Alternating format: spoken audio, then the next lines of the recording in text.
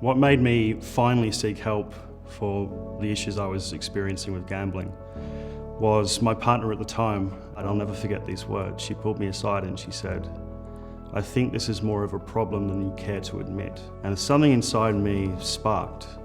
But she did one better. She gave me a number, and that number was for a support line.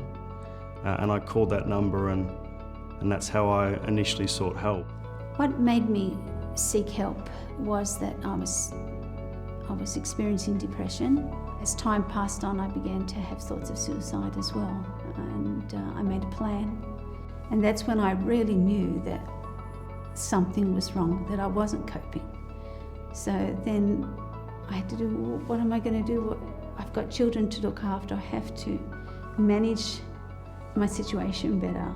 And that's when I rang the gambling line again, and they were able to really help me with trying to move forward.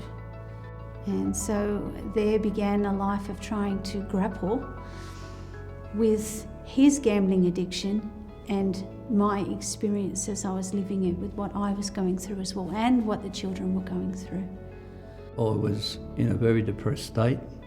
I was disgusted with myself, and I was beating myself up. My self-esteem was at rock bottom. I thought, how do I get out of this? I was determined that I had to change my lifestyle. What made me seek help for my gambling issues was a crisis. Unfortunately for me, I had a relationship crisis in a point in my gambling addiction where I thought I had control, and my wife separated from me for a period of time, and that was the impetus that I needed, I think, to seek help and recover from my addiction.